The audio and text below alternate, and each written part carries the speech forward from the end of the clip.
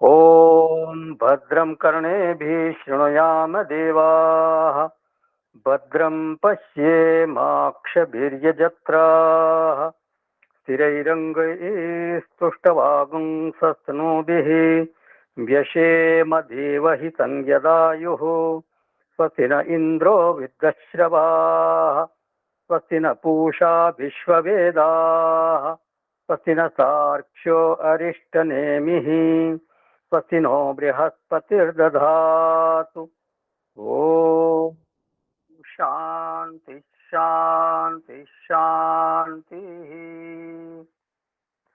सदाशिवसमारम्भां शङ्कराचार्यमध्यमाम् अस्मदाचार्यपर्यन्तां वन्दे गुरुपरम्पराम्। शङ्करं शङ्कराचार्यं केशवं बादरायणम् सूत्रभाष्यकृतौ वन्दे भगवन्तो पुनः पुनः भगवन्तो पुनः पुनः। गीता ध्यानम्।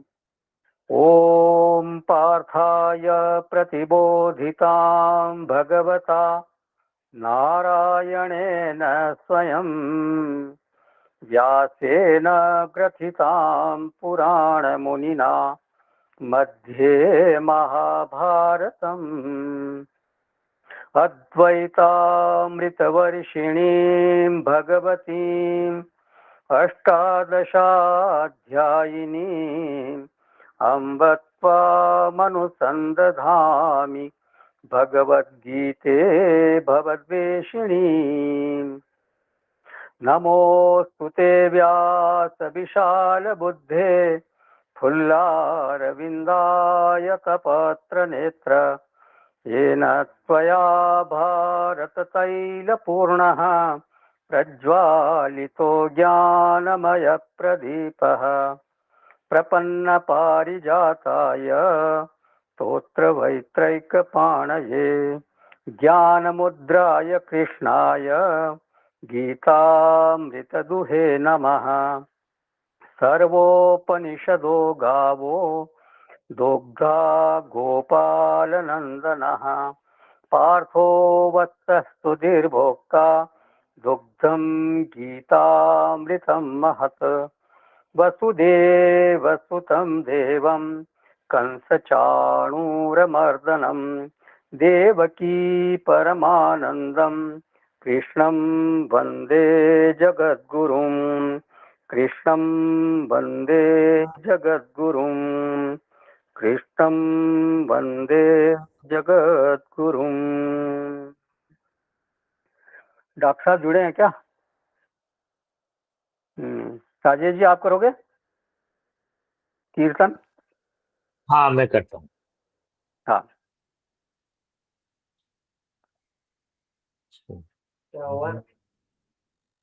सीताराम सीताराम सीताराम कहिए, जाहि विधि राखे राम ताहि विधि रहिए। सीताराम सीताराम सीताराम कहिए, जाहि विधि राखे राम ताहि विधि रहिए। सीताराम सीताराम सीताराम कहिए, जाहि विधि राखे राम ताहि विधि रहिए। 1 मिनट।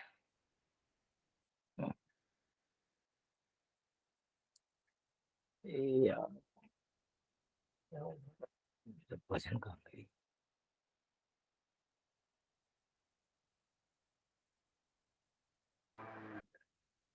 ठीक है राजेश जी, कोई बात नहीं,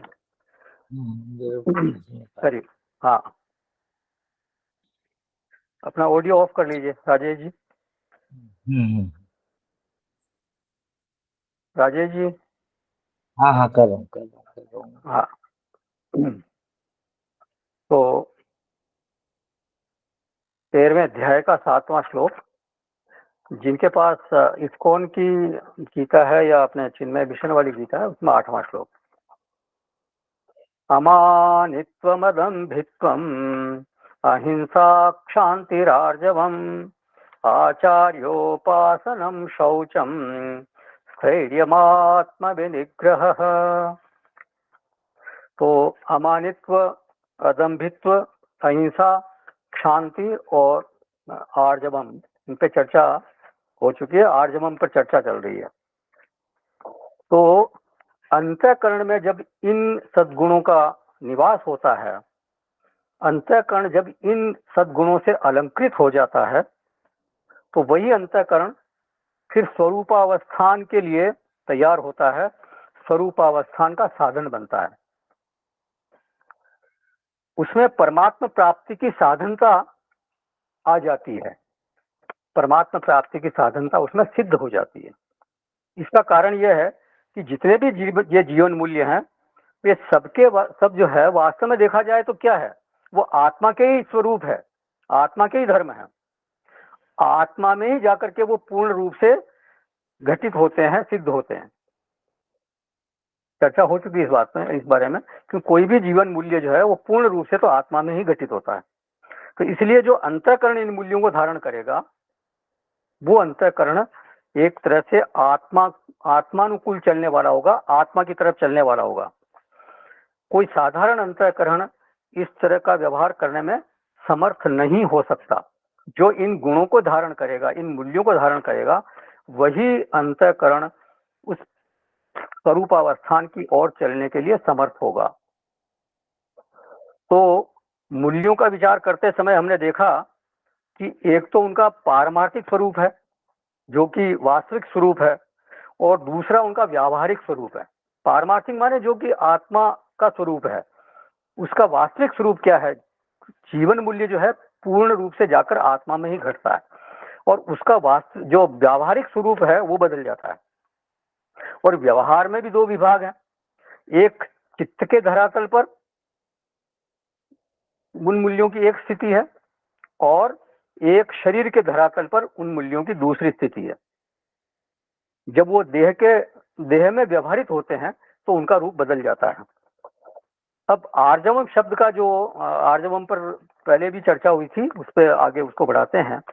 तो उसका जो वास्तविक रूप है वह है सरलता, उसका जो अर्थ कहते हैं सरलता, और उसका विपरीत अगर अर्थ करेंगे तो है वो वक्रत्व, कुटिलता, असरलता।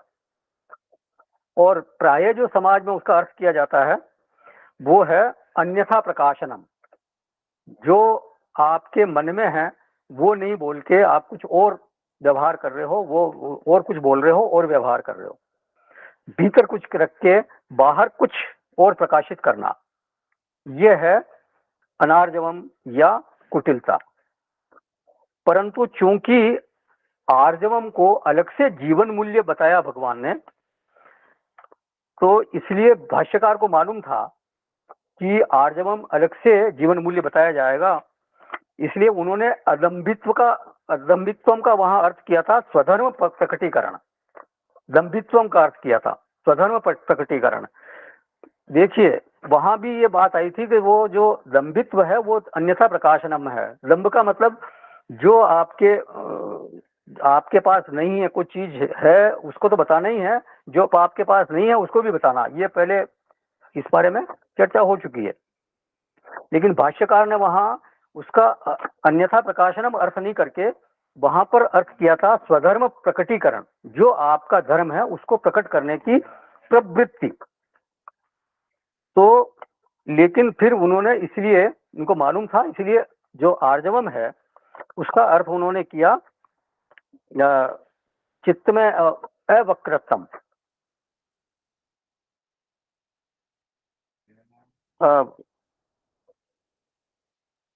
अनार्जवम मतलब अवक्रत्वम। तो अनार्जवम में तीन स्थितियां बनती है। एक तो है शिष्टाचार, जिसकी हम पहले चर्चा कर चुके हैं। दूसरा है कूटनीति, और तीसरा है कुटिलता। अब ये कूटनीति क्या है? तो अंग्रेजी में इसको बोलते हैं डिप्लोमेसी, आप सब जानते हैं इसको। तो ये जो कूटनीति है ये भी अनार्जवम का ही एक रूप है। भीतर की स्थिति भिन्न होती है, आपके अंतःकरण में कोई और विचार है और बाहर फिर व्यवहार भिन्न होता है। कुटिलता में भी ऐसी ही बात होती है। और जब हम शिष्ट आचरण करते हैं, सुसभ्य आचरण करते हैं, सुसंस्कृत होकर के धर्मानुसार आचरण करते हैं, तो उस समय भी बहुत बार अपने मनोभाव के अनुसार आचरण नहीं करते, क्योंकि वो सभ्यता की मांग नहीं है।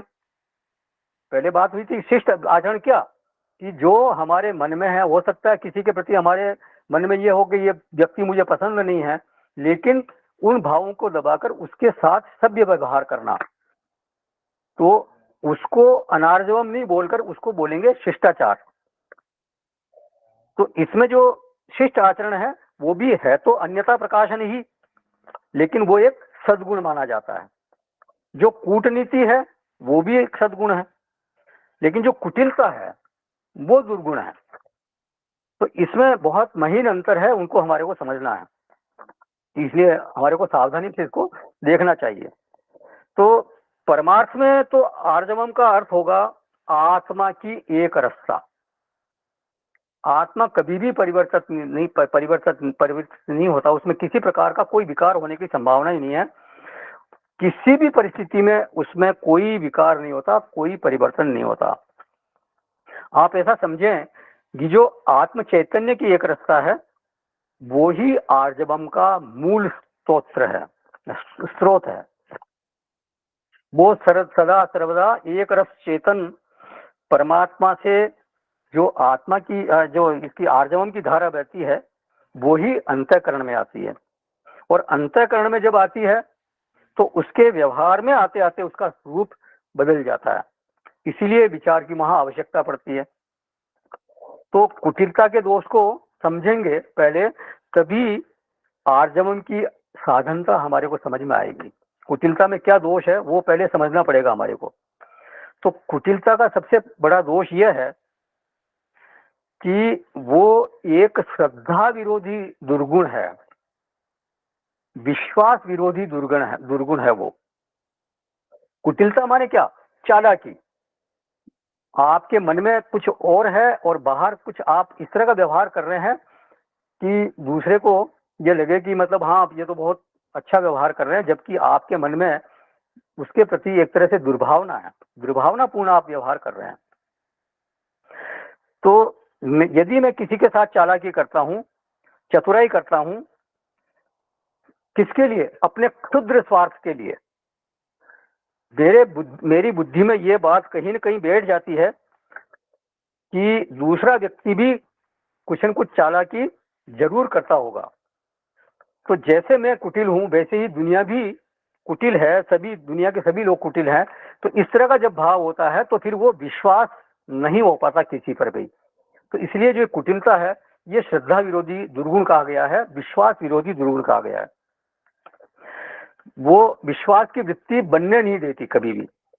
तो सामान्यतः व्यवहार में दूसरे को समझने के लिए हम अपने आप को ही उपमा बनाते हैं। आत्मोपम्येन सर्वत्र, भगवान ने कहा 6वें अध्याय में कि अगर मैं ऐसा बोलूंगा तो दूसरे को बुरा लगेगा। ये हमने कैसे जाना, क्यों, क्योंकि जब किसी ने मुझको ऐसा बोला था तब मुझे बुरा लगा था। तो अपनी उपमा बनाई ना हमने। तो अपनी उपमा के आधार पर ही व्यक्ति दूसरे को समझने की कोशिश करता है। तो इसलिए शास्त्रों में कहा आत्मनः प्रतिकूलानि परेशान न समाचरेत। जो हमें प्रतिकूल लगता है, जो हमारे को अच्छा नहीं लगता, वैसा व्यवहार दूसरों के साथ नहीं करना चाहिए। तो जब मैंने अपनी उपमा बनाई कि मैं कुटिल हूं, मैं चतुर हूं, मैं चालाक हूं, तो अपनी उपमा के अनुसार हर व्यक्ति मुझे चालाक ही दिखाई देगा, कुटिल ही दिखाई देगा। वो गाना था ना, चोरों को सारे नजर आते हैं चोर। तो इस कारण से फिर दूसरों पर विश्वास करना मेरे लिए फिर कठिन हो जाता है।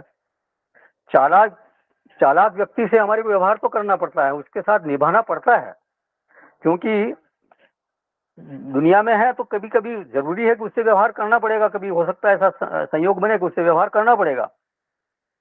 लेकिन चालाक व्यक्ति के साथ कभी भी मित्रता नहीं हो पाती, वास्तविक जो एक दोस्ती का संबंध है वो नहीं हो पाता। क्यों? क्योंकि वहां आदमी बिल्कुल निश्चिंत होकर नहीं रह सकता, उसको हमेशा सतर्क रहना पड़ता है, और सतर्क रहने में श्रम होता है, एक तरह की थकान होती है। आदमी वहां रहना नहीं चाहता, आदमी वहां रहना चाहता है जहां की किसी प्रकार की सतर्क रहने की जरूरत ना पड़े। उसको वहीं पर रिलैक्सेशन मिलता है, वहीं पर आराम मिलता है। जैसे अपन घर में है, हमारे घर में तो सबके प्रति एक विश्वास की भावना होती है कि वो मेरे साथ चालाकी नहीं करेंगे। अगर घर में भी अगर कोई व्यक्ति ऐसा हो जो चालाकी करता हो, तो फिर उसके साथ वो एक ऐसा एकदम पूर्ण विश्वास का संबंध नहीं बन पाता। तो कुटिलता का सबसे जो अशोभन पक्ष है वो यही है कि वो श्रद्धा विरोधी वृत्ति है, वो विश्वास करने से रोकती है। कुटिलता जीवन को भय से युक्त बनाती है, भय सहित बनाती है। माने दूसरे से भय होता है कि ये व्यक्ति मुझको कहीं धोखा नहीं दे दे, ये व्यक्ति मुझको धोखा दे सकता है, कहीं मेरे को धोखा तो नहीं दे देगा। और इसीलिए व्यक्ति फिर वो निश्चिंत नहीं हो सकता, रिलैक्स नहीं रह सकता, बिल्कुल बिना किसी टेंशन के नहीं रह सकता। टेंशन उसमें उसको रहेगा कि ये कभी भी मेरे को चीट कर सकता। तो जहां इस तरह की शंका हो जाए तो वह आदमी फिर ठीक से सो भी नहीं पाता। उस व्यक्ति का परोसा हुआ भोजन करने में उसको डर लगता है कि कहीं इसने कुछ मिला ना दिया हो, उसका दिया हुआ पानी पीने में डर लगता है। तो जो व्यक्ति स्वयं कुटिल होता है वो दूसरों को भी ऐसा ही समझता है, और सदैव वो आशंकित रहता है, भयग्रस्त रहता है, पीड़ित रहता है, व्यथित रहता है। उसकी कुटिलता सदैव उसको दुखी बनाए रखती है। ये उसके साथ बड़ी त्रासदी है। जो कुटिल व्यक्ति होता है वो कभी सुखी नहीं रह सकता। दूसरा आदमी कभी भी इतना दुखी नहीं रहेगा, जो साधारण आदमी वो इतना दुखी नहीं रहेगा जितना कि एक कुटिल व्यक्ति स्वयं अपने आप को दुखी रखता है। अब कूटनीति को सद्गुण क्यों कहा गया? तो पिछले सत्र में एक बात आई थी कि अन्यथा प्रकाशन का प्रयोजन क्या है? उसका प्रयोजन स्वार्थ है या स्वार्थ से ऊपर की चीज है? ध्यान रखें, अन्यथा प्रकाशन एक क्षमता है जो परमात्मा ने सभी के भीतर डाली हुई है। अगर यह क्षमता न होती तो हम अन्यथा प्रकाशन नहीं कर सकते थे। और यह क्षमता परमात्मा ने हमारे को क्यों दी? वो इसलिए दी कि धर्मनिष्ठ होने के लिए, शिष्ट होने के लिए, सुसंस्कृत होने के लिए, सभ्य होने के लिए इस क्षमता की हमारे को जरूरत है, ताकि भीतर क्रोध होने पर भी मैं दूसरे के साथ शिष्ट भाषा में व्यवहार कर सकूं, शिष्ट भाषा में मैं बोल सकूं। अरुचि होने पर भी जिसकी मुझे सेवा करनी चाहिए उसकी मैं सेवा कर सकूं। तो अगर हमारे अंतःकरण में यह क्षमता है, यह सामर्थ्य है, तो इसका कोई न कोई सुप्रयोजन अवश्य है, इसका कोई न कोई शोभन पक्ष अवश्य होना चाहिए। सभी जो ये क्षमता है ये सभी में है। और स्वामी शरणानंद जी कहते थे कि जो चीज सार्वजनीन है, सभी के पास है, वो जीवकृत नहीं है, वो ईश्वरकृत है।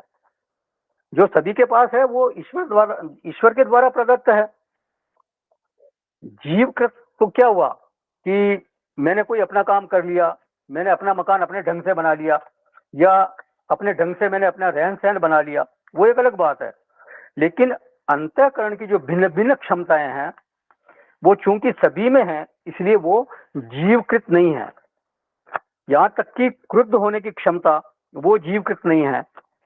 किसी क्षमता का सदुपयोग दुरुपयोग कैसे कर सकते हैं वो हमारे ऊपर डिपेंड करता है, लेकिन वो क्षमता जीवकृत नहीं है, वो ईश्वरकृत है। देखने की क्षमता है, सुनने की क्षमता है, बोलने की क्षमता है, रस लेने की, सूंघने की क्षमता है। ये जितने भी क्षमताएं हैं ये सब प्रभु के द्वारा दी गई है। उसी तरह से ये क्षमता जो है अन्यथा प्रकाशन की क्षमता, ये भी प्रभु के द्वारा दी गई है। अब हम उसको कैसे उपयोग करते हैं ये हमारे ऊपर निर्भर करता है। वहां मेरी भूमिका है। अगर मैं कुछ गलत देखता हूं, गलत सुनता हूं, तो उसके लिए मुझे दोषी माना जाएगा। लेकिन ये मेरी शक्ति है, ये क्षमता मेरी है, ये मैं क्लेम नहीं कर सकता, इस पे मैं अपना दावा नहीं कर सकता। और इस शक्ति पर कोई गुण दोष बिल्कुल आरोपित नहीं किए जा सकते कि कोई अगर ये कहे कि नहीं तुम देख सकते हो इसलिए तुम दोषी हो, ये कोई नहीं कह सकता। तो अंतःकरण में विविध प्रकार की क्षमताएं प्राप्त होती है और इनको हमने नहीं बनाया, हम केवल इनके प्रयोक्ता हैं, इनका उपयोग करने वाले हैं। और उपयोग में लाते समय हम किस तरह से उनका उपयोग करते हैं, उसमें फिर गुण दोष लागू होते हैं। अब देखिए, अन्यथा प्रकाशन एक क्षमता है और इसका शोभन पक्ष हमने देखा कि शिष्ट आचरण करना चाहिए, क्रोध होने पर भी हमें अच्छी तरह से सोच समझकर बोलना चाहिए। तो व्यवहार करने की क्षमता हमको इसके द्वारा प्राप्त होती है, अन्यथा प्रकाशन की जो हमारे पास क्षमता है। अगर अन्यथा प्रकाशन की सामर्थ्य हमारे भीतर नहीं हो तो फिर क्रोध आने पर शिष्ट व्यवहार की संभावना बहुत कम हो जाएगी। अरुचि होने पर फिर हम किसी की सेवा नहीं कर पाएंगे। तो शिष्ट व्यवहार की, सुसभ्य व्यवहार की, एक सुसभ्य समाज की जो स्थिति बनती है वो केवल और केवल इस अन्यथा प्रकाशन की क्षमता के कारण बनती है। तो अनार्जवम मतलब जो सरल व्यवहार है वो शिष्ट बनने का एक बहुत बड़ा साधन बन सकता है, बशर्ते उसको धर्म सम्मत तरीके से हम उपयोग में लाएं। तो उसका शोभन पक्ष भी हमारे को देखना चाहिए। अन्यथा प्रकाशन ऐसा नहीं है कि जो है ना वो हमेशा कुटिलता कुटिलता ऐसे ही समझे। अब जो कूटनीति है वो भी अनार्जवम ही है, लेकिन अन्यथा प्रकाशन है, क्योंकि कूटनीति में क्या होता है कि भीतर कुछ है बाहर कुछ आप दूसरा बोल रहे हो, लेकिन उसमें स्वार्थ की भावना नहीं होती। कूट माने क्या, छिपना या छिपाना। जैसे कूटमानी कूटमाया ऐसे भी बोलते हैं। तो कूटनीति, नीति माने नयनात नीति, व्यक्ति को, राष्ट्र को, समाज को जिस विचार से, जिस मान्यता से, जिस तरीके से हम आगे ले जा सकते हैं, उन्नति की ओर ले जा सकते हैं, उसको बोलते हैं नीति। नीति को अंग्रेजी में बोलते हैं पॉलिसी। अब कूटनीति माने क्या, तो जैसे भारत और पाकिस्तान के बीच में बहुत विरोध है, आप जानते ही हैं, उसके शत्रुता का संबंध है, लेकिन फिर भी जो कूटनीतिक संबंध है वो प्राय तोड़े नहीं जाते। तो ये एक ऐसी व्यवस्था है जिसमें अत्यंत शत्रु भाव होने पर भी दो व्यक्ति या दो पक्ष या दो राष्ट्र एक जगह बैठ करके आपस में चर्चा करते हैं और उन संभावनाओं की खोज करते हैं जिनमें उनके संबंध कैसे बेहतर हो सकते हैं, कैसे उनको बेहतर बनाया जा सकता है, कैसे एक दूसरे को लाभ पहुंचाया जा सकता है, इसकी चर्चा वहां होती है। शत्रुता है, विरोध है, इसके बावजूद आपस में बैठ करके हल तलाशने की कोशिश की जाती है। वो जानते हैं कि सामने वाले ने हमारा बहुत नुकसान किया है, हमें बहुत चोट पहुंचाई है, लेकिन उन चोटों को, उस नुकसान को वो बातचीत में बाधा नहीं बनने देते। एक शेर याद आ गया, दुश्मनी लाख सही खत्म न कीजिए रिश्ता, दिल मिले या न मिले हाथ मिलाते रहिए। तो वैसे ये सबके बस की बात नहीं है, कूटनीतिक होना सबके बस की बात नहीं है। अपने प्रति किए गए अपकार को, अपने प्रति किए गए ऐसे द्वेषपूर्ण व्यवहार को, आपसी वैमनस्य को भूलना बहुत मुश्किल काम है। लेकिन जब बात करने में ऐसी चीजें बाधा नहीं पहुंचा सके, वो वैमनस्य, वो दुर्व्यवहार, वो आपसी द्वेष बातचीत करने में जब बाधा नहीं पहुंचा सके, तब वहां से कूटनीति का प्रारंभ होता है। सामान्यतः क्या होता है कि कोई हम पर अपकार करता है, हमारा बुरा करता है, हमारा नुकसान करता है, तो हम उससे बात नहीं करते, उसकी उपेक्षा करते हैं या उसका बुरा करने की सोचते हैं, उससे बदला लेने की सोचते हैं। तो एक तरह की ये स्वाभाविक घटना है जो हमारे भीतर घटती है।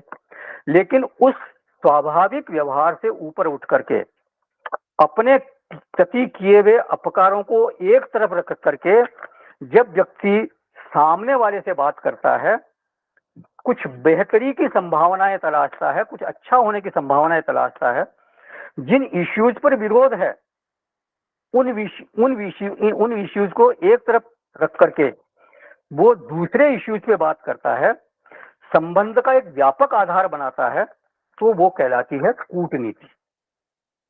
चीन के साथ हमारा सीमा विवाद दशकों से चल रहा है, सब जानते हैं हम, लेकिन फिर भी हमारा व्यापार समझौता है उसके साथ। चीन से हम कई सामान मंगाते हैं और चीन को कई सामान भेजते भी हैं। तो ये क्या है? ये कूटनीतिक बातचीत के कारण ऐसा संभव हुआ। हम ये भारत ने हमारा परमाणु परीक्षण किया था, आपको मालूम है, और जिस समय परमाणु परीक्षण किया था तो अमेरिका ने हमारे पर प्रतिबंध लगा दिए थे, बैन लगा दिया था, और कई देशों ने भी हमारे पर बैन लगा दिया था। लेकिन इसके बावजूद उन देशों के साथ हमारे कूटनीतिक संबंध समाप्त नहीं हुए थे। संबंधों के आधार में केवल परमाणु परीक्षण नहीं रखा गया, उस इश्यू को एक तरफ रख करके बाकी पहलुओं को तलाशा गया, तो उस बातचीत बनी रही, मतलब बातचीत का सिलसिला नहीं टूटा और उससे कुछ न कुछ संबंध बना रहा, जिसके बाद में धीरे धीरे वापस वो संबंध नॉर्मल होते गए। तो ये क्या है? ये सब कूटनीतिक संबंधों के कारण ऐसा संभव हो पाया। तो इसको बोला जाता है कूटनीतिक सफलता या डिप्लोमेटिक सक्सेस। और इसको कोई साधारण व्यक्ति इस तरह की बात नहीं कर सकता। इसके लिए बहुत धैर्य की जरूरत होती है। एक कोई धैर्यशाली व्यक्ति हो वो ही इस तरह के व्यवहार को कर सकता है, कूटनीतिक संबंध को वो आगे बढ़ा सकता है। अपने राग द्वेष पर जिसका नियंत्रण हो, वाणी पर नियंत्रण हो, वो ही इस तरह के कूटनीतिक संबंध की बात कर सकता है। क्योंकि अगर आप बातचीत करते हुए एक भी कोई आपने वाक्य ऐसा गलत बोल दिया, कोई लूज सेंटेंस बोल दिया, तो वो सारी बात को बिगाड़ सकता है, कैन स्पॉइल होल मीटिंग। तो ऐसा व्यक्ति चाहिए जो इस मामले में पूरी तरह से अच्छी तरह से ट्रेंड हो, प्रशिक्षित हो, उसने इस बारे में अच्छी तरह से सोच विचार किया हो। तो जो कूटनीति है वो वास्तव में सबके बस की बात नहीं है। इसको आइस ब्रेकिंग भी कहते हैं ना, बर्फ जम गई, बहुत बहुत घनी बर्फ जम गई है और उसको पिघलाना है, उसको तोड़ना है। तो संबंधों पर बर्फ जम जाती है तो उसको पिघलाने के लिए ये बातचीत की जरूरत रहती है। नए सिरे से संबंध तलाश करने की कोशिश करना, यह है कूटनीति। कूटनीति भले ही वो अनार्जवम है, मतलब वो अन्यथा प्रकाशन है, लेकिन वो दुर्गुण नहीं माना जाता, वो सद्गुण माना जाता है। क्यों? क्योंकि ये राग द्वेष से ऊपर उठ करके अपने जो क्षुद्र स्वार्थ हैं उनसे ऊपर उठ करके ये बातचीत की जाती है।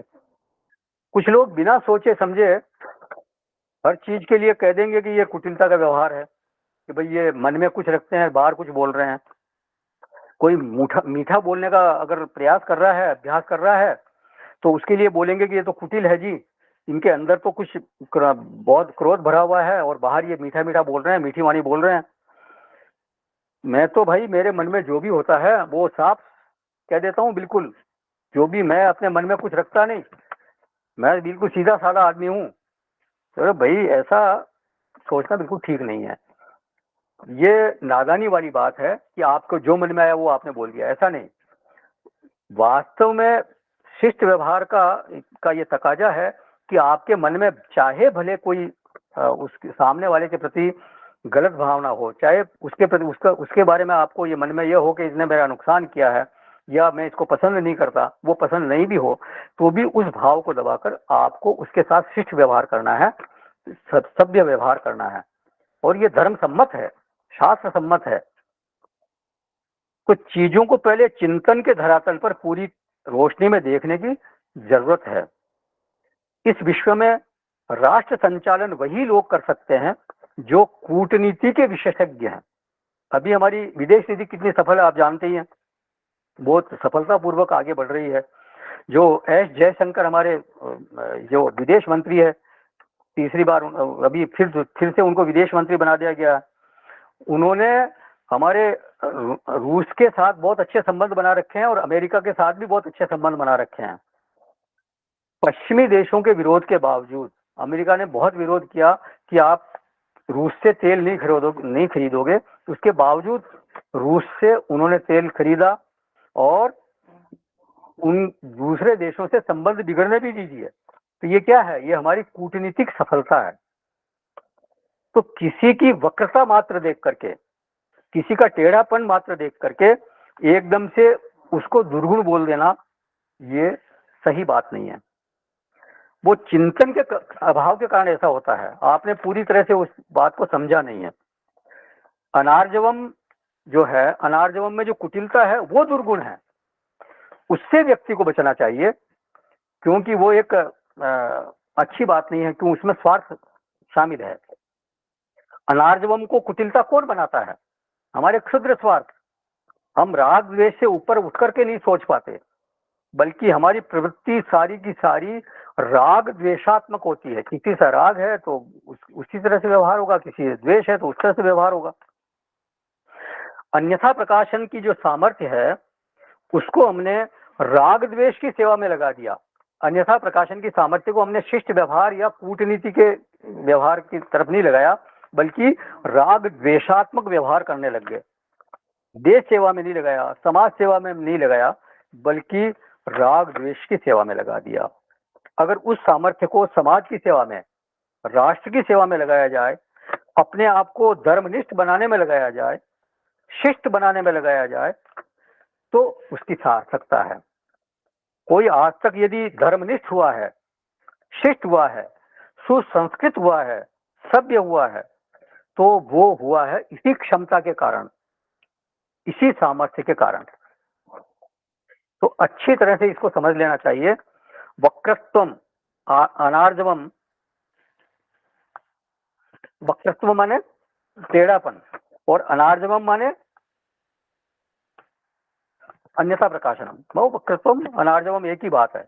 ये अन्यथा प्रकाशनम, जो मन में है उसको छिपाकर दूसरी बात करना। लेकिन ये अन्यथा प्रकाशनम जो है, ये प्रभु प्रदत्त सामर्थ्य है। वो दुर्गुण तब बनती है जब क्षुद्र स्वार्थ की सेवा में उसको लगा दिया जाए, माने राग द्वेष की सेवा में इसको लगा दिया जाए। इसका सबसे बड़ा दोष क्या होता है? इससे जीवन में कुटिलता का प्रवेश हो जाता है, अगर हम उसको राग द्वेष की सेवा में लगा देते हैं तो। और कुटिलता के कारण फिर दूसरे पे श्रद्धा करना, दूसरे पे विश्वास करना, वो कठिन होता है। जो हमारी सबसे बड़ी संपत्ति है साधना के क्षेत्र में, वो क्या है? वो श्रद्धा ही है। श्रद्धावान लभते ज्ञानम, भगवान ने कहा चौथे अध्याय में। तो ये जो कुटिलता है वो सीधे सीधे इस श्रद्धा पर ही चोट करती है, विश्वास को ही अपना निशाना बनाती है। फिर व्यक्ति जो है वो श्रद्धा नहीं कर पाता। दूसरी बात यह है कि इस कुटिलता की एक विचित्र स्थिति यह बनती है कि जैसे मैं बोलता कुछ हूं, समझता कुछ हूं, करता कुछ हूं, तो उसी तरह से दूसरा व्यक्ति भी बोल कुछ रहा है, सोच कुछ रहा है, कर कुछ रहा है। ऐसी हमारी वृत्ति बन जाती है। दूसरों को भी टेढ़ा समझने की, कुटिल समझने की हमारी वृत्ति बन जाती है। तो जैसे सुना या जैसा देखा वैसा ही मान लेने की सामर्थ्य हमारे भीतर नहीं रहती अगर हम कुटिल हैं। तो एक टेंडेंसी ही ऐसी बन जाती है, एक स्वभाव ही ऐसा बन जाता है कि सामने वाला जैसा बोल रहा है वैसा उसके मन में भाव नहीं है, वो कुछ और सोच रहा है। तो अगर कोई व्यक्ति कुटिल है तो उसके साथ इस तरह की घटना घटती ही है। श्रद्धा वो दूसरों पर कर नहीं पाता, चीजों को समझने की उसकी शैली बदल जाती है। तो इसलिए कुटिलता जो है उसका तो निश्चित ही त्याग करना चाहिए व्यक्ति को। कुटिल होना ठीक नहीं है। भगवान भी कहते हैं कि कुटिलता मुझे पसंद नहीं है। निर्मल मन जन सो मोहि पावा, मोहि कपट छल छिद्र न भावा। भगवान को भी कुटिलता पसंद नहीं है। तो निष्कर्ष यह है कि जीवन में आर्जवम का अभ्यास करना चाहिए, सरलता का अभ्यास करना चाहिए। अभ्यास कैसे करें? तो जैसे अमानित्व का अभ्यास बताया गया था, अपनी श्लाघा से, अपनी बड़ाई से बचना, अपनी प्रशंसा स्वयं नहीं करना, और अब अदम्भित्व में क्या बताया गया था?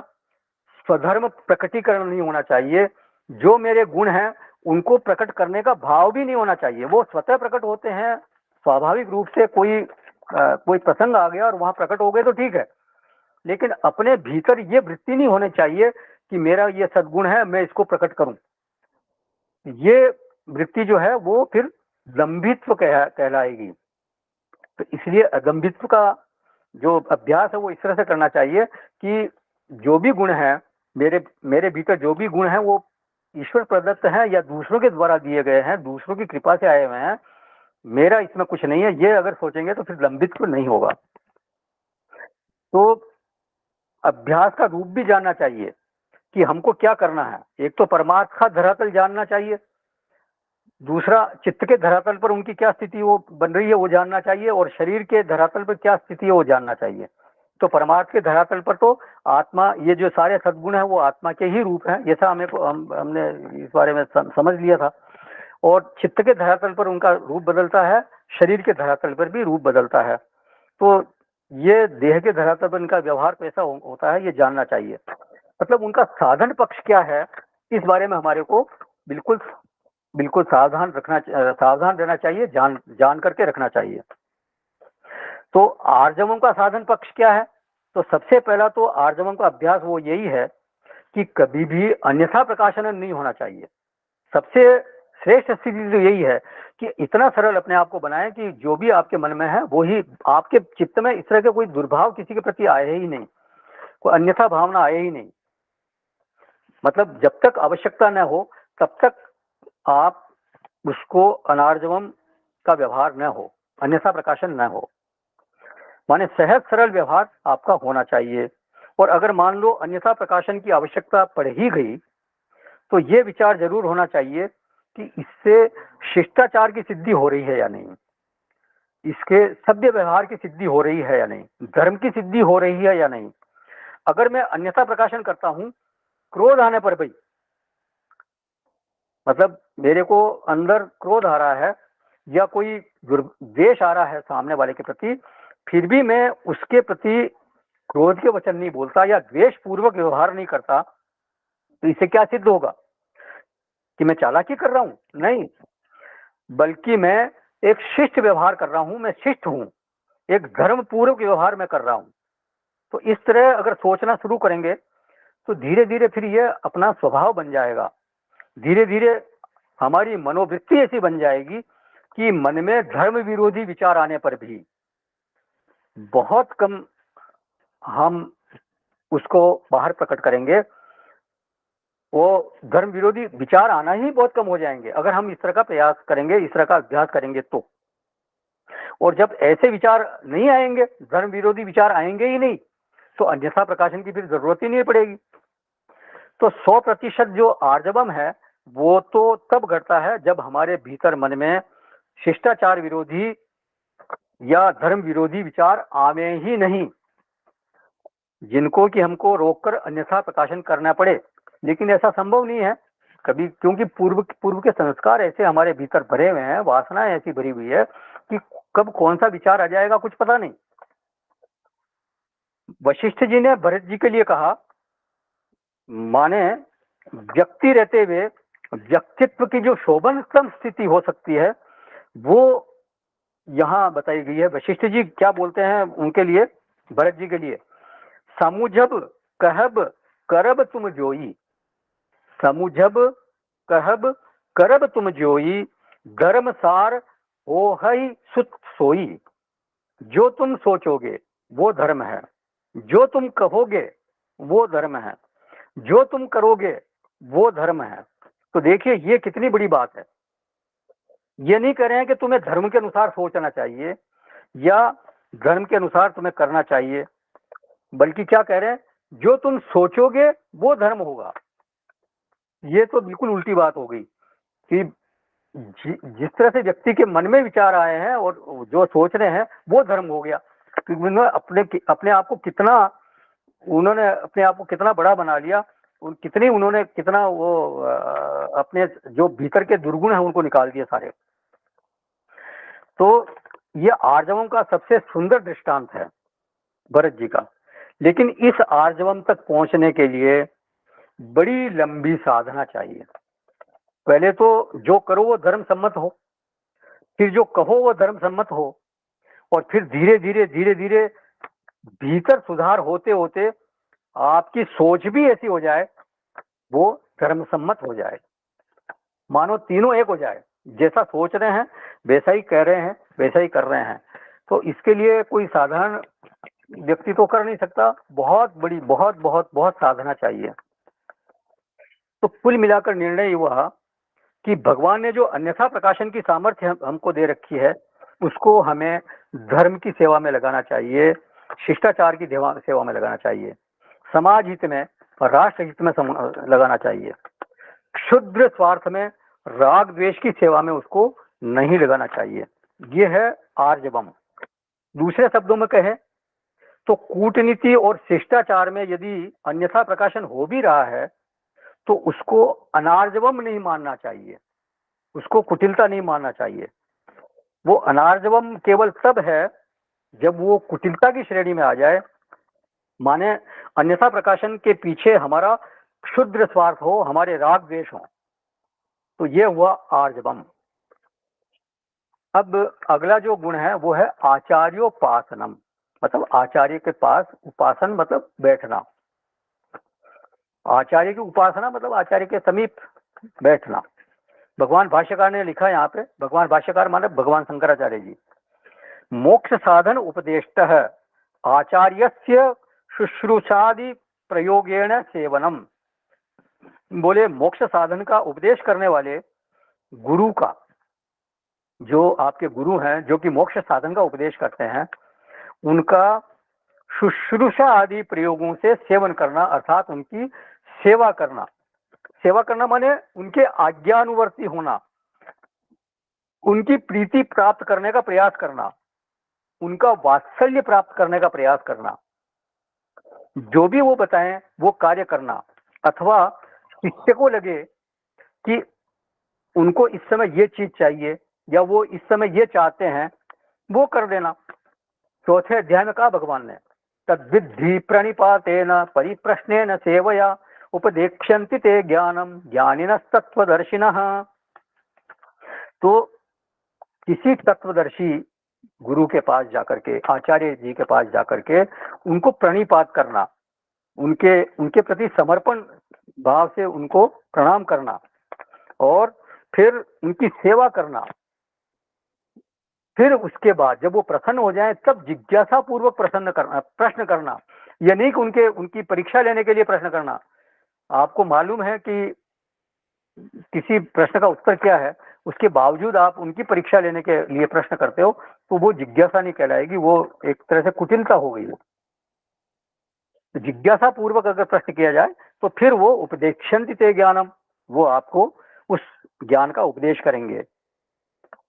तो तत्व ज्ञान का उपदेश प्राप्त करने के पहले भी शिष्य को थोड़ी तैयारी चाहिए।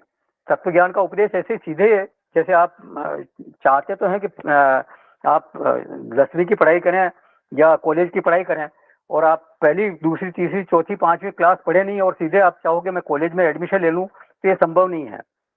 तो तत्व ज्ञान की प्राप्ति के लिए भी तैयारी चाहिए। जो शिष्य हो साधन चतुष्टय संपन्न होना चाहिए। साधन चतुष्टय माने वो विवेक संपन्न हो, वैराग्य संपन्न हो, षट संपत्ति युक्त हो। षट संपत्ति माने जैसे सम दम उपरति तितिक्षा श्रद्धा समाधान, ये षट संपत्ति कहलाती है। इस बारे में पहले भी चर्चा हुई है, फिर समय आएगा तो और आगे चर्चा करेंगे। तो वो उसमें जो है वो चारों साधनों से वो युक्त होना चाहिए, तब उसमें अधिकारित्व उसको प्राप्त होता है तत्व ज्ञान के लिए। गोस्वामी जी ने लिखा एक जगह, गूढ़ तत्व न साधु दुरावही आरत अधिकारी जह पावई। जो संत है, कोई गुरु है, जो आचार्य है, वो गूढ़ तत्व को छिपाते नहीं है। कब नहीं छिपाते? जब कोई आर्त या अधिकारी उनके सामने होता है। जिसको कोई जैसे जिज्ञासु है, जो अधिकारी है वो है, तभी वो बताएंगे, अन्यथा नहीं बताएंगे। तो आचार्योपासनम ये हो गया 7वां मूल्य। अब छठा मूल्य हो गया ये आचार्य उपासना। अब ये सातवां मूल्य है शौचम। अब तक के जो अपनी चर्चा हुई इसमें किसी का कोई प्रश्न है या ऐड करना है किसी को? नहीं तो अगला जो गुण है उस पर चलेंगे। तो ये है अब शौचम। शौचम माने साधारण जो अर्थ है उसका तो है स्वच्छता, साफ सफाई। तो शौचम में अंतर बाह्य दोनों शौच आते हैं। अंदर की भी सफाई, बाहर की सफाई तो हम सब करते ही करते हैं, भीतर की भी सफाई होनी चाहिए। बाह्य शौच माने बाह्य शुचिता, वो तो व्यक्ति को पूरी रखनी ही चाहिए। भगवान भाष्यकार ने बाह्य शौच के लिए कहा कायमलानाम मृत जलाभ्याम प्रक्षालनम। शारीरिक जो मल है उनको मिट्टी और जल आदि से साफ करना। तो शौचाचार का जो मूल केंद्र है वो कौन है बाह्य शुचिता में? वो है शरीर। तो शरीर के साथ जो उसका वस्त्र है, कमरा है, और आसपास का जो परिसर है वो सबका सब शुचि होना चाहिए, स्वच्छ होना चाहिए। तो शरीर शुद्धि का जो साधन है वो साबुन तो वहां नहीं बोला गया क्योंकि उस समय शायद साबुन नहीं रहा होगा, तो इसलिए यहाँ बताया गया मिट्टी, मृत जलाभ्याम। तो पहले के समय में मिट्टी और जल से ही साफ सफाई करते थे, शरीर की शुद्धि की जाती थी। हमें याद है बचपन में हम भी जो है वो शौचादि करके आते थे तब मिट्टी और जल से ही हाथों को साफ किया करते थे। तो आज भी कई जगहों गांवों में यही प्रचलन है। तो मृत जलाभ्याम प्रक्षालनम ये हो गया काया की शुद्धि। और भीतर की जो शुचिता है, भीतर की जो सफाई है उसका अभ्यास कैसे किया जाए? तो बोलते हैं भाष्यकार अंत च मनस प्रतिपक्ष भावनया रागादिमलानाम अपनयनम। बोले अंतःकरण के जो राग द्वेष आदि मल हैं उन मलों को प्रतिपक्ष भावना से दूर करना। अब ये प्रतिपक्ष भावना का अभिप्राय क्या है? पक्ष भावना का मतलब है शोभन भावना, शोभन बुद्धि, एक अच्छे पने का भाव, किसी भी चीज के प्रति कि ये अच्छी चीज है ये भावना। किसी वृत्ति के प्रति जो शोभन भावना है, भोग के प्रति शोभन भावना है, संबंध के प्रति शोभन भावना है, लोभ के प्रति, क्रोध के प्रति, काम के प्रति शोभन भावना होती है व्यक्ति में। तो ये जितनी भी शोभन भावना है, शोभन बुद्धि है, मतलब एक महिमा मंडन किया हुआ है। इन चीजों का समाज में एक कंज्यूमरिज्म जो है जिसको बोलते हैं ना, ग्राहक, ये व्यापार के जरिए इनका महिमा मंडन किया हुआ है। तो ये जो महिमा मंडन है वाला क्षेत्र है, शोभन बुद्धि वाला क्षेत्र है, इसको बोलते हैं पक्ष भावना। मतलब इसके पक्ष में वो एक भावना बनाई हुई है। ऐसा भोग लेने से, ऐसा कर लेने से, या ऐसा किसी के साथ व्यवहार करने से बड़ा आनंद होगा, इस तरह की जो वृत्ति चित्त में खेलती है उसको बोलते हैं पक्ष भावना। विषय के प्रति एक ललक है, संबंध के प्रति एक लालसा है। तो यह है पक्ष भावना। और विपक्ष भावना या प्रतिपक्ष भावना क्या हुई? पूर्व में आए हुए परिणाम को याद करके उसके द्वारा जो नुकसान हुआ था, प्रतिकूल परिस्थिति आई थी, उसको याद करके उसके विरोधी भावना बनाना कि मैंने पहले इस प्रकार व्यवहार किया था तो उससे मेरे को यह नुकसान हुआ था, इसलिए फिर उसके प्रति विरोधी भावना बनाना, प्रतिपक्ष भावना बनाना। अथवा दूसरे के जीवन को देख करके भी कि जब उसने इन व्यक्तियों से व्यवहार किया था तो उनका क्या दुष्परिणाम हुआ था, उनको याद करके उन व्यक्तियों के विरोधी व्यक्तियों का आचरण करना, तो ये कहलाती है प्रतिपक्ष भावना। भाई दूसरे ने कोई चीज खाई थी, उससे उसको ये नुकसान हुआ था, या दूसरे ने ऐसा व्यवहार किया था इससे उसको ये दुष्परिणाम भोगना पड़ा था, उस बात को याद करके भी हमें प्रतिपक्ष भावना हमारे भीतर हम निर्माण कर सकते हैं। जैसे कहा जाता ना कि जो दूसरों से सीख ले, दूसरों के व्यवहार से सीख ले या दूसरों के किसी गलती से सीख ले, वो बुद्धिमान कहलाता है। खुद ठोकर खा के सीखे तो फिर क्या सीखे? दूसरों के ठोकर से सीखे वो बुद्धिमान। तो कभी कभी दूसरों के व्यवहार को देख करके या दूसरों के इस तरह से वर्तन को देख करके भी अगर कोई हमारे को शिक्षा मिलती है तो वो हमारे को ध्यान में रखना चाहिए और इस तरह से प्रतिपक्ष भावना का निर्माण किया जाना चाहिए। तो पक्ष भावना कहाँ तक जाती है, किस तरह से होती है कि अभी मजा आएगा, मैं ये खाऊंगा तो मजा आएगा, मैं इस तरह का व्यवहार करूंगा तो मजा आएगा, मैं ये चीज मेरे को मिल जाएगी तो मजा आएगा। लेकिन भगवान ने तो घोषणा की हुई है कि यही संस्पर्शजा भोगा दुख यो न एवते। जो विषय और ये इंद्रियों के साथ जो संबंध से होने वाले सुख हैं, ये परिणाम में दुख कारक है, ये सब भगवान ने कहा हुआ है 5वें अध्याय में। तो भगवान का जो कहा हुआ है वो व्यक्ति को ध्यान में रखना चाहिए, जो साधक है उसको तो ध्यान में रखना ही चाहिए कि कोई चीज अभी सुख कारक हो रही है वो परिणाम में मेरे को दुख कारक हो सकती है।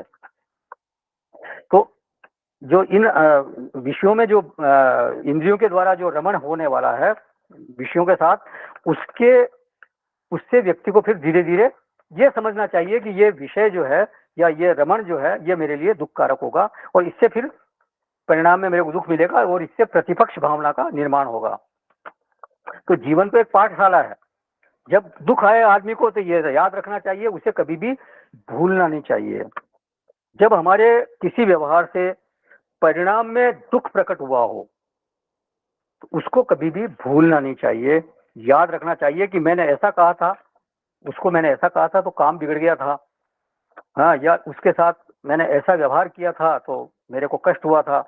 तो जब ये याद रहेगा कि तो फिर क्या होगा, बार बार हम जब इस चीज को ध्यान में रखेंगे तो अगली बार जैसे वैसी ही परिस्थिति जब बनेगी तो फिर प्रतिपक्ष व्यक्ति आकर के सामने खड़ी हो जाएगी और फिर हमारे को ऐसा व्यवहार करने से वो रोक देगी।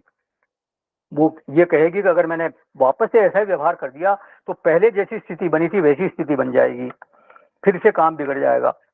अथवा पहले हमने ऐसा भोजन खा लिया था तो गड़बड़ हुई थी तो फिर वैसी गड़बड़ हो जाएगी मैंने अगर ऐसा खा लिया तो इससे क्या होगा, इससे अंतःकरण में जो मल है, जो राग द्वेष आदि मल है, ये जो विकृतियां हैं वो फिर धीरे धीरे दूर होंगी। द्वेष का मल कैसे दूर होगा कि मैंने पहले द्वेष पूर्वक प्रवृत्ति की थी, उससे मेरा नुकसान हुआ था, द्वेष पूर्वक व्यवहार किया था, उससे मेरा नुकसान हुआ था। अब यदि मैं फिर से वही करूंगा तो या वैसा बोल जाऊंगा, वैसा कर दूंगा तो फिर से मेरा नुकसान हो जाएगा, फिर से मेरे को कष्ट भोगना पड़ेगा, है ना। तो जीवन में गलतियां करते हैं लोग और फिर उन गलतियों का दुखद परिणाम आता है, तो और उससे फिर सबक लेना चाहिए। गलती का सुखद परिणाम कभी हो नहीं सकता, कोई भी आप गलत आचरण करोगे तो उसका सुखद परिणाम कभी नहीं होगा। हमारे साथ गलती क्या होती है कि हम उन गलतियों से आए हुए परिणाम को, उन गलतियों के कारण भोगे हुए परिणाम को हम याद नहीं रखते और फिर से वैसी ही गलतियां हम कर बैठते हैं। तो वही काम जब हम कर डालते हैं तो फिर वापस से कष्ट भोगते हैं। लेकिन अगर वो परिणाम याद रहता है कि पहले मैंने इस तरह से गलती की थी और मेरे को कष्ट हुआ था, अगर वो याद रहे तो उस भावना से प्रेरित जो प्रवृत्ति है, गलत प्रवृत्ति पर फिर अंकुश लगना शुरू होता है। द्वेष का शासन, लोभ का शासन, क्रोध का शासन अंतःकरण से धीरे धीरे फिर दूर होता है। भाष्यकार काया के लिए बोलते हैं मृज्जलाभ्याम, लेकिन अंतःकरण की परिशुद्धि के लिए यहाँ लिखते हैं प्रतिपक्ष भावनया। तो ये एक अभ्यास है कि व्यक्ति पूर्व में घटित हुए परिणामों को याद करे कि मैंने ऐसा किया था, उससे ये परिणाम आया था। अगर मैंने गलत व्यवहार किया था, जो मैंने गलत व्यवहार किया था, गलत बात की थी या गलत कुछ खा लिया था, उससे मेरे को ये कष्ट हुआ था, तो इससे फिर जब वो याद रखता है तो फिर आगे वो ऐसा व्यवहार नहीं करता और धीरे धीरे फिर अंतःकरण की शुद्धि होती जाती है। तो ये दो तरह के सोच यहाँ बताए गए हैं इसमें कि काया मतलब अपने बाहरी सोच में काया, वस्त्र और अपना रहने का स्थान और आसपास का वातावरण, और आंतरिक सोच मतलब आपके जो अंतःकरण है उसकी भी शुद्धि होनी चाहिए। तो अमानित्वम, अदम्भित्वम, अहिंसा, क्षांति, आर्जवम, आचार्योपासनम, शौचम, ये तो हो गए 7। अब 8वां जो गुण है वो है स्थैर्यम। ये जो स्थैर्य नाम का गुण है ये भी बहुत बड़ा गुण है, किसी भी मनुष्य को ये ज्ञान का अधिकारी बनाता है।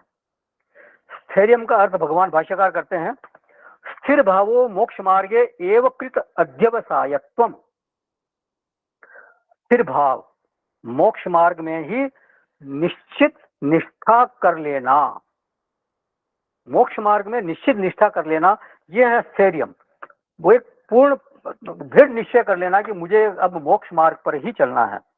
देखिए कई साधकों के जीवन में वेदांत श्रवण के लिए जो अधिकार बताए गए ना, उन अधिकारों की न्यूनता होती है, मतलब विवेक की, वैराग्य की, सठ संपत्ति आदि की, मोक्षत्व नहीं होता, तो ये न्यूनता होती है। फिर बुद्धि की दृष्टि से भी, मानित्व की दृष्टि से भी उनमें कई दोष होते हैं। उनकी जो दिनचर्या होती है उसमें भी कदाचित कोई दोष होता रहता है, लेकिन मतलब वो कभी कभी कोई ऐसे अशिष्ट व्यवहार करते रहते हैं, इस तरह के दोष आते रहते हैं। लेकिन यदि यह एक गुण हो स्थैर्यम, तो बाकी सारे गुण फिर शिथिल होते जाते हैं। ये एक ही गुण जो है स्थैर्यम, ये बाकी अवगुणों को धराशायी करने की क्षमता रखता है। उसमें लाख दुर्गुण होंगे, हो सकता है वो अशिष्ट हो सकता है उसमें अधिकारों की न्यूनता हो, उसमें विवेक की न्यूनता हो, उसमें वैराग्य की न्यूनता हो, मुमुक्षुत्व की न्यूनता हो, लेकिन अगर उसने ये दृढ़ निश्चय कर लिया है कि मुझे तो इसी मार्ग पे चलना है, तो फिर धीरे धीरे दूसरे दुर्गुण समाप्त होते जाते हैं। तो इस पर और भी चर्चा करेंगे। किसी का कोई प्रश्न है या कुछ इसमें ऐड करना चाहते हैं करें, नहीं तो समापन करेंगे। कहीं जाइएगा नहीं। ओम पूर्णमिदं पूर्णात् पूर्णमुदच्यते पूर्णस्य पूर्णमादाय पूर्णमेवावशिष्यते। ओम शांति शांति शांति। हरि ओम। श्री गुरुभ्यो नमः। हरि ओम।